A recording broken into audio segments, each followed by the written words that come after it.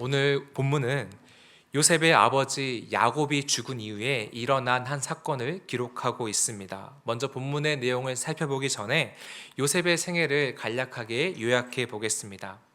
야곱의 11번째 아들로 태어난 그는 어려서부터 아버지의 사랑을 독차지했습니다. 그러나 그 아버지의 편애 때문에 형들의 미움을 받아서 노예로 팔려 애굽에 끌려가게 되죠. 그곳에서 보디발의 집 종으로 팔려가 종살이를 하게 됐고, 그렇게 좀 적응하나 했더니 난데없이 보디발의 아내의 모함으로 인하여서 감옥에 들어가게 됩니다. 요셉은 그 감옥에서 바로 왕의 신하였던 두 관원장, 술 맡은 관원장과 떡 굽는 관원장, 이 두 사람을 만나게 되는데, 어느 날 이 두 사람이 꾼 이상한 꿈을 요셉이 하나님의 지혜로 잘 해석을 해주게 됩니다. 그리고 요셉의 그 해석대로 술 맡은 관원장은 다시 복권이 되고, 떡 굽는 관원장은 죽게 되죠.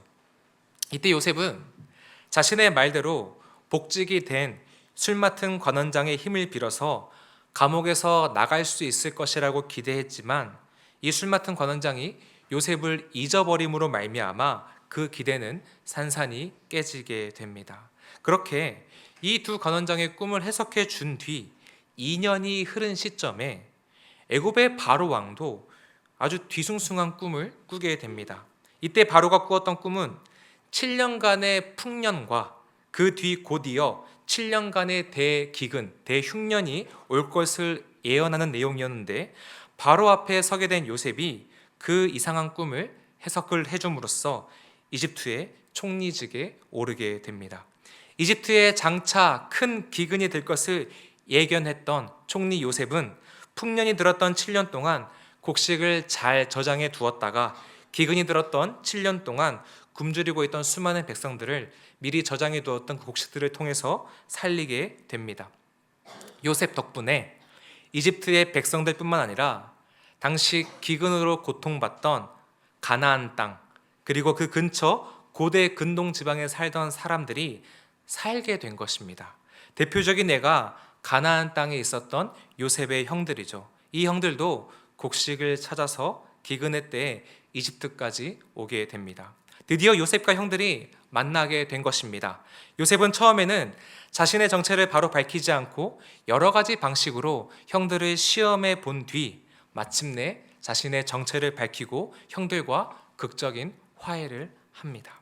그렇게 요셉은 과거에 자신에게 악행을 저질렀던, 자신을 팔았던 그 형들을 다 용서하고 아버지와 모든 식구들과 형제들을 식량이 풍성한 애굽 땅에 이주할 수 있도록 합니다. 그 후 시간이 꽤 지나 요셉이 56세가 되었을 때, 당시 147세였던 아버지 야곱이 죽게 되는데, 오늘 본문은 그때 있었던 상황을 보여주고 있습니다. 15절을 함께 한번 읽어보겠습니다. 시작. 요셉의 형제들이 그들의 아버지가 죽었음을 보고 말하되, 요셉이 혹시 우리를 미워하여 우리가 그에게 행한 모든 낙을 다 갚지나 아니할까 하고. 요셉의 형들이 아버지 야곱이 죽은 이후에 굉장히 두려워했는데, 왜 두려워했다고 합니까? 요셉이 그동안은 아버지가 살아계셔서 아버지를 생각해 우리를 살려주었지만, 이제 아버지가 돌아가셨으니 우리를 마음 편히 죽일 수도 있겠구나 하고 두려워했다고 합니다. 이 장면은 대단히 슬픈 장면입니다. 왜 그런가 하면, 이미 요셉은 지금으로부터 17년 전에 형들을 다 용서했습니다. 그 근거 구절이 창세기 45장 5절, 7절, 15절인데 함께 한번 읽어보겠습니다. 5절부터 읽겠습니다. 당신들이 나를 이곳에 팔았다고 해서 근심하지 마소서, 한탄하지 마소서. 하나님이 생명을 구원하시려고 나를 당신들보다 먼저 보내셨나이다. 하나님이 큰 구원으로 당신들의 생명을 보존하고 당신들의 후손을 세상에 두시려고 나를 당신들보다 먼저 보내셨나니, 요셉이 또 형들과 입맞추며 안고 우니 형들이 그제서야 요셉과 말하니라.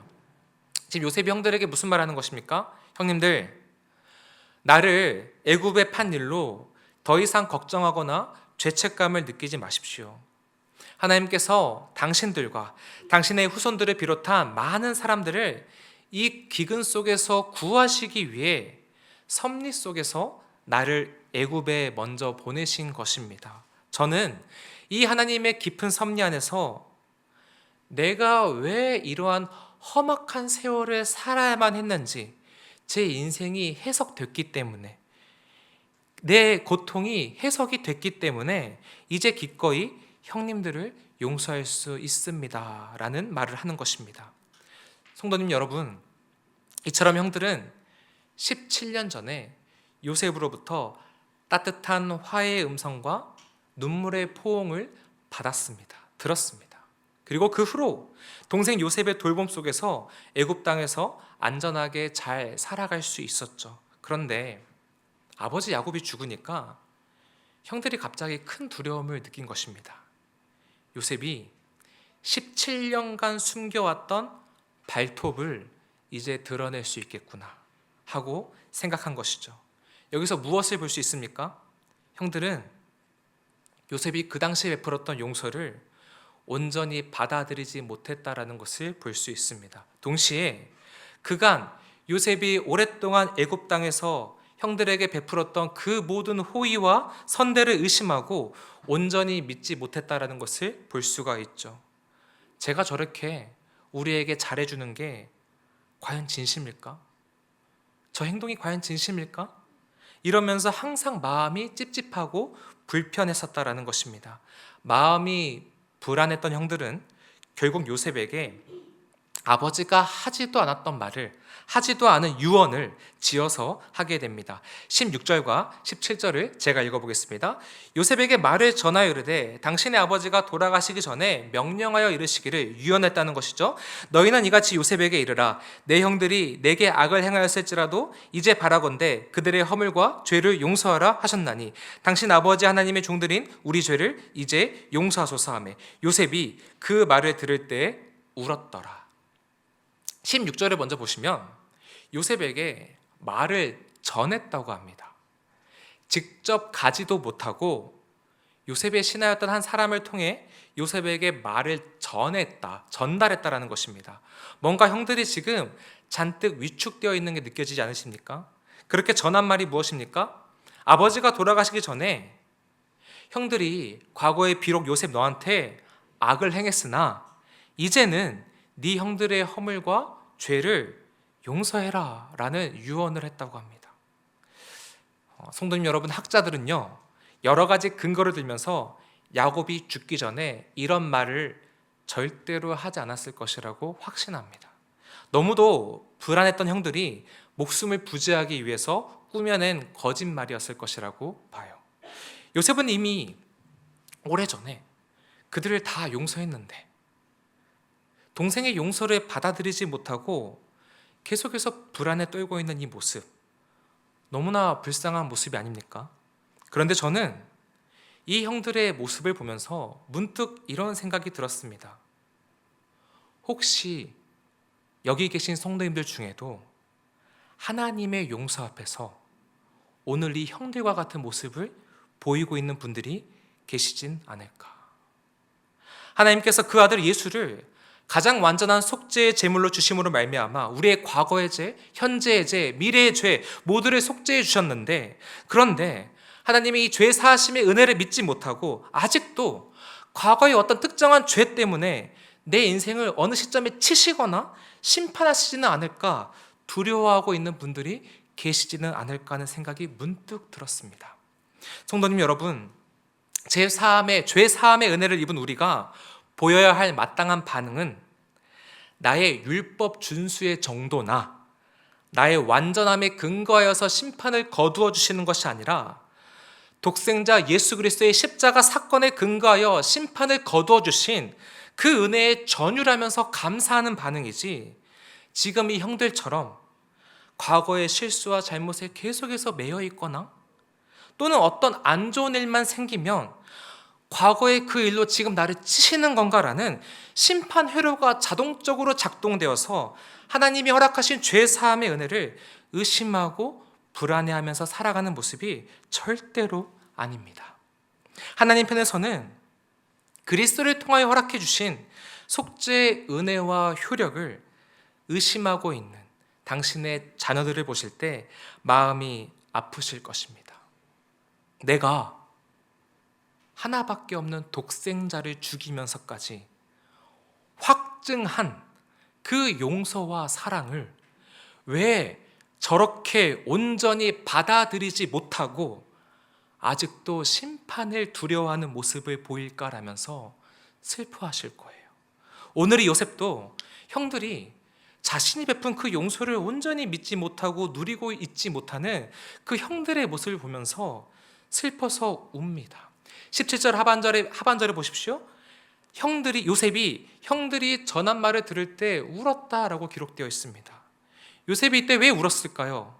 두 가지 마음이 들어서 울었을 것입니다. 먼저는 형들이 그 긴 기간 동안 계속 마음고생을 하고 있었구나라는 형들에게 어떤 연민의 마음이 느껴져서 그랬을 것이고, 두 번째로는 내가 이미 17년 전에 용서를 했고 그 이후로도 최선을 다해 보살펴드리며 내 용서가 진심임을 확인시켜 드렸는데, 그런데 왜 아직도 내 진심을 믿지 못하는 걸까라는 그 섭섭한 마음이 느껴져서 울었을 것입니다.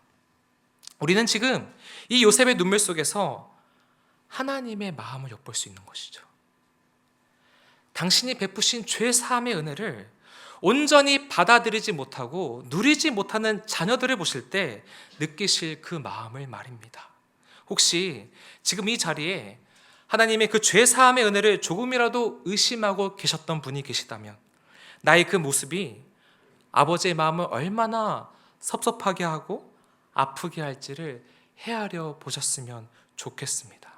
나아가 그 헤아림 속에서 이제 의심과 불안이 아닌 확신과 감사의 반응을 나타내실 수 있기를 간절히 소망합니다.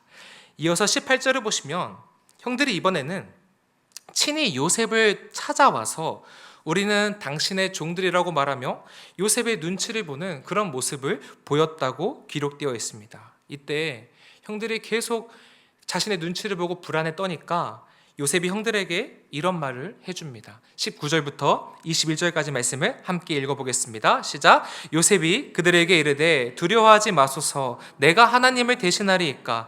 당신들은 나를 헤아려 하였으나 하나님은 그것을 선으로 바꾸사 오늘과 같이 많은 백성의 생명을 구원하게 하시려 하셨나니 당신들은 두려워하지 마소서, 내가 당신들과 당신들의 자녀를 기르리이다 하고 그들을 간곡한 말로 위로하였더라. 요셉은 다시 한번 하나님의 섭리를 언급하면서 이렇게 말해줍니다. 형님들, 두려워하지 마세요. 형님들이 비록 과거의 나를 헤아려 했으나 하나님은 그 모든 것을 선으로 바꾸시어서 그 실패와 죄악을 통해서도 놀라운 하나님의 계획을 이루어 내셨습니다. 제 인생에 있었던 그 모든 아픔과 실패와 상처가 하나님의 계획 안에서 해석이 됐기 때문에 저는 이제 진짜 정말 형님들을 더 이상 미워하지 않습니다. 끝까지 형님들과 형님들의 자손들을 보호하고 책임질 것이니까 제 진심을 제발 의심하지 마십시오. 이제 여기까지가 오늘 본문의 내용인데요. 오늘 본문 속에 기록된 내용 중에서 한 두 가지 정도의 내용, 그 교훈을 깊이 생각해보고 우리의 삶에 적용해보는 시간을 가져보겠습니다. 먼저 생각해보고 싶은 첫 번째 교훈은 우리 인생의 주어를 분명하게 볼 수 있어야 한다. 우리 인생의 주어를 분명하게 볼 수 있어야 한다는 것입니다. 요셉은 형들 때문에 느닷없이 17살의 나이에 애굽의 노예로 팔려가게 되었고, 거기서 종살이와 감옥살이 등 갖은 고생을 겪어야 했습니다. 이 형들만 아니었어도 그런 생 고생을 안 해도 됐었죠. 그런데 오늘 요셉의 고백을 보십시오. 19절입니다. 요셉이 그들에게 이르되 두려워하지 마소서, 내가 하나님을 대신하리이까. 내가 하나님을 대신하리이까라는 이 어구를 좀 주목해 볼 필요가 있습니다. 지금 요셉의 이 질문은 질문 형식의 반어적인 표현으로서 나는 하나님이 아닙니다, 나는 하나님이 아닙니다라는 이 의미를 강하게 표현하고 있는 말입니다. 요셉은 갑자기 나는 하나님이 아닙니다라는 이 말을 왜 뜬금없이 하는 것일까요? 지금 이 말은 그의 어떤 깨달음에서 비롯된 말인데 그 깨달음은 바로 이것입니다. 요셉의 생각입니다. 갑자기 제가 애굽으로 팔려와 온갖 고생을 하고 또 오늘에 이르는 시간들 속에서 제가 한 가지 분명하게 깨달은 것이 있습니다. 그것은 제 인생의 주인은 하나님이시며 저는 그저 그분의 사역과 계획에 쓰임을 받는 도구였다는 사실입니다. 나라는 존재는 하나님이 나를 통해 하시려는 일에 동참하여 그분의 사역을 이루는 도구이지 내가 살고 싶은 대로 내 마음대로 살 수 있거나 살아가야 하는 자가 아님을 깊이 깨달았습니다. 즉, 제 인생의 주원은 항상 하나님이셨습니다. 이 요셉의 깊은 깨달음은 아마도 요셉이 하나님의 손에 이끌려 롤러코스터와 같은 인생 여정을 지나며 얻게 된 결론이었을 것입니다. 정말 그의 인생은 하나님의 거대한 손길에 떠밀리듯 흘러간 인생이었습니다. 그 손길 안에서 어느 날에 보디발의 집에 노예를 팔렸다가 보디발의 아내의 음모로 감옥에 갇혔다가 그러던 중 눈을 떠보니까 갑자기 애굽의 총리직에 오르게 되어버렸죠. 이렇게 하나님의 손길을 온몸으로 체험한 요셉이 자신의 인생을 통해 얻은 결론을 지금 형들에게 이렇게 말하고 있는 것입니다. 형님들, 제 인생의 주어는 언제나 하나님이셨습니다. 형님들에 의해 애굽에 오게 된 것도 결국 하나님의 신비한 섭리 속에서 허용된 일이었음을 저는 압니다. 당신들을 죽이기 위해서가 아니라 살리기 위해서 그 당시에 하나님의 손길에 의하여 애굽에 오게 된 것이고 지금 이 총리의 자리에 있는 것이라는 겁니다. 그런데 이제 와서 아버지가 돌아가셨다고 제가 형님들을 심판하고 죽이겠습니까? 당신들을 구원하시기 위해 이 자리에 세우신 제 주인 하나님의 섭리를 아는 제가 어찌 그 섭리를 거부하고 이제 와서 사소한 복수심에 휩싸여 형님들을 심판하고 보복하겠습니까? 저는 그럴 수 없습니다. 끝까지 내 주인의 섭리에 순응하는 인생을 살 것입니다. 저 19절에 내가 하나님을 대신하리이까? 나는 하나님이 아닙니다라는 질문 속에는 바로 이러한 고백이 담겨 있었던 것입니다. 성도님 여러분, 우리 성도님들도 오늘의 요셉처럼 내 인생의 주어를 선명하게 볼 수 있었으면 좋겠습니다. 내 인생을 휘감고 있고 지금도 내 삶을 인도하고 계시는 하나님의 이 거대한 손길을 보실 수 있기를 간절히 소망합니다. 물론 압니다. 지금 살아내고 있는 현실이 비교적 안정적이고 평안하신 성도님에게는 내 인생의 주어가 하나님이십니다라는 이 말이 큰 부대낌 없이 설득이 되시고 위로가 되시고 뭔가 든든한 말처럼 들리시겠지만 처절하고 고통스러운 현실에 계신 성도님에게는 이 말이 위로가 되시기보다는 굉장한 상처가 되실 것입니다. 가령 사랑하는 가족의 치명적인 질병과 갑작스러운 예기치 못한 사고 앞에서도 그럼에도 하나님이라는 주어를 보세요라는 이 말은 위로가 아니라 폭력처럼 느껴질 거예요. 직장과 사업장에서 겪는 어려움에도 인간관계 때문에 너무너무 고되고 힘든 현실 속에도 하나님의 주권이 미치고 있습니다. 그럼에도 여전히 당신의 인생의 주어는 하나님입니다라는 이 말은 도대체 왜요? 저한테 이런 일이 왜요? 사랑의 하나님이 저한테 이런 상황을 왜 허용하신 건데요? 라는 질문과 함께 두 주먹을 불끈지게 만들 것입니다.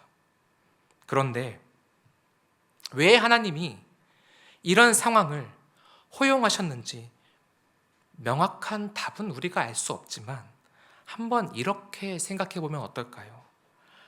만약 그 현실이 하나님의 손 안에서 주어진 것이 아니라 다른 존재의 손 안에서 주어진 것이라고 생각하면 어떠십니까? 그러니까 제 말은 하나님도 손쓸 수 없는, 하나님도 어떻게 할 수 없고 하나님도 막을 수 없는 그 누군가가 나에게 그런 어려움을 주었다고 생각하면 어떻게 느껴지시냐는 질문입니다. 오히려 그게 더 절망 아니겠습니까? 하나님께로부터 그 상황이 온 것이 아니라는 데서 잠시나마 그래, 하나님이 아니셨구나, 그럼 그렇지, 하나님이 나를 안 지켜주셨을 리가 없지라는 안도감을 아주 잠깐은 느낄 수 있을지 몰라도 그럼 내 이 현실을 쥐고 계신 분이 하나님이 아니라면 누가 쥐고 있는 거지? 하나님이 주어가 아니시라면 이 현실을 허용한 주어는 누구지라는 이 질문 앞에서 오히려 더 큰 무력감과 절망감을 느끼지 않으시겠습니까? 그래서 우리가 경험했던, 아니 지금 경험하고 있는 그 어려운 일은 비록 지금 당장은 상처가 된다 할지라도 그 일은 반드시 내 인생의 주어이신 하나님의 손 안에 있었어야 합니다. 원망과 소름이 북받쳐 오를지라도, 그래도 그 상황을 지고 계신 이가, 그 현실의 주어가 하나님이시라는 데서 조각 같은 위로를 얻고 그의 선하신 계획과 뜻을 소망하며 다시 일어설 힘을 확보할 수가 있기 때문입니다. 그러니 힘에 부치시더라도 우리 인생의 주어이신 하나님을 끝까지 바라보며 어떻게든 견뎌내 주시기를 부탁드립니다. 그렇게 그분의 손길에 이끌려 이리도 가보고 저리도 가보고 아래로도 가보고 어느 나라로 위로도 가보고 이런 복잡한 여정들을 지나가다 보면 마침내 요셉처럼 하나님의 섭리와 계획이 해석이 되는 순간, 이런 놀라운 사역과 계획에 나를 동참시키시려고, 나를 도구로 쓰시려고 그런 시간들을 허락하셨었구나 하고 이해하게 되는 순간이 올 것입니다. 그때 비로소 요셉처럼 과거에 나를 어렵게 했던 사람들과 그 사건들을 넉넉하게 품을 수 있게 되실 거예요.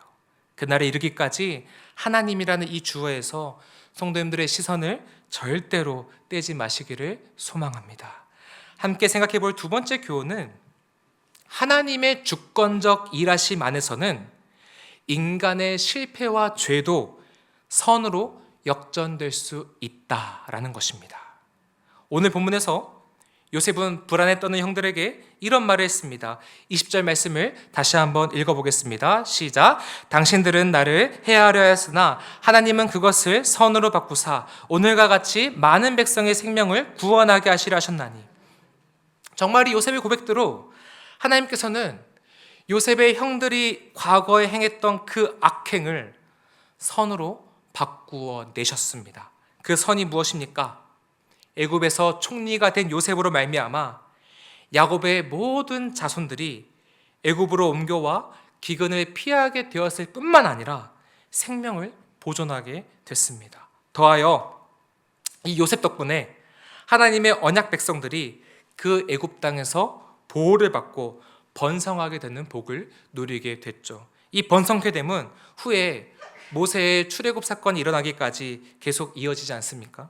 바로 이것이 하나님이 모든 실수와 실패를 엮어서 만들어내신 선이라는 아름다운 결과물입니다. 이 주권적 은혜, 그 어떤 죄악과 실수와 무너짐조차도 선을 베푸시려는 하나님의 측량할 수 없는 자비하심 속에서 결국은 선으로 역전되는 이 은혜는 요셉과 그의 형들에게만 허용된 은혜가 아닙니다. 오늘 여기 계신 모든 성도님들에게도 똑같이 적용되고 있는 은혜이죠. 로마서 8장 28절 말씀이 이 주권적 은혜를 약속하고 있지 않습니까? 제가 읽어보겠습니다. 우리가 알거니와 하나님을 사랑하는 자 곧 그의 뜻대로 부르심을 입은 자들에게는 모든 것이 합력하여 선을 이루느니라. 우리가 잘한 일만, 우리의 옳은 선택만, 우리의 멋진 모습만 합력하여 선을 이룬다고 합니까? 아니요. 모든 것이 합력하여 선을 이룬다고 말합니다. 나의 실수, 잘못, 무너짐들까지도 은혜로, 선으로 역전된다라는 것입니다. 성도님 여러분, 이것은 하나님의 말씀입니다. 하나님의 약속입니다. 나의 생각과 판단으로 저 약속의 말씀의 범위와 효력을 축소시키지 마시고 모든 것이라는 저 글자 그대로를 믿음으로 받아들이시기를 간절히 축원합니다. 이곳에 계신 성도님 중에 혹시 과거에 경험했던 어떤 실패와 잘못된 선택을 내 마음에서 계속 놓지 못한 채 끊임없이 후회하고 자책을 하고 계신 분들이 계십니까? 내가 그때 그런 실수와 잘못을 하지 않았다면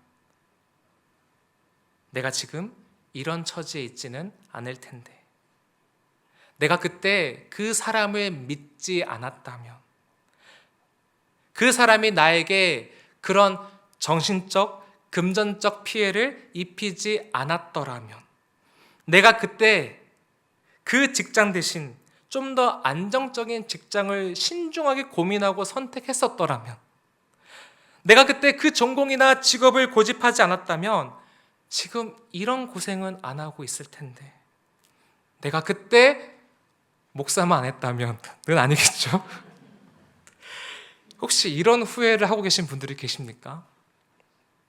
창세기의 저자는 그런 우리에게 요셉의 삶을 보여주면서 우리에게 지금 이렇게 말하고 있는 것입니다. 하나님의 주권적 일하심 안에 있는 성도들이여, 제발 기죽지 마라. 너희의 삶은 하나님의 주권에 꽉 묶여있기 때문에 너희는 너의 인생을 망치는 결정을 절대로 스스로 할 수 없는 존재들이다. 그 누구도, 그 어떤 환경도 너희를 향한 하나님의 신실한 계획을 망쳐놓을 수가 없다. 너희가 실패, 실수, 수치, 헛됨이라고 생각하고 있는 그 일들을 하나님은 계속해서 선으로 바꾸실 것이며 역전시키실 것이다. 요셉의 인생이 그것을 증언하고 있지 않느냐? 오히려 하나님은 그 모든 시간들을 선용하여서 그 끝에 구원과 생명 그리고 선이라는 결과를 만들어 내셨다. 요셉처럼 너희의 인생도 그렇게 흘러갈 것을 신뢰해라. 그분은 결국 너의 인생에 가장 아름다운 섭리의 꽃을 피워내실 것이다. 물론 하나님께서 모든 실수와 실패 그리고 죄악까지 선으로 역전시키신다고 해서 우리가 저지른 죄까지 합리화해도 된다는 의미는 아닙니다. 죄는 분명 하나님의 마음을 아프게 하는 악한 것이기에 회개를 해야 합니다. 그러나 여기에도 은혜가 미치고 있는 것이죠.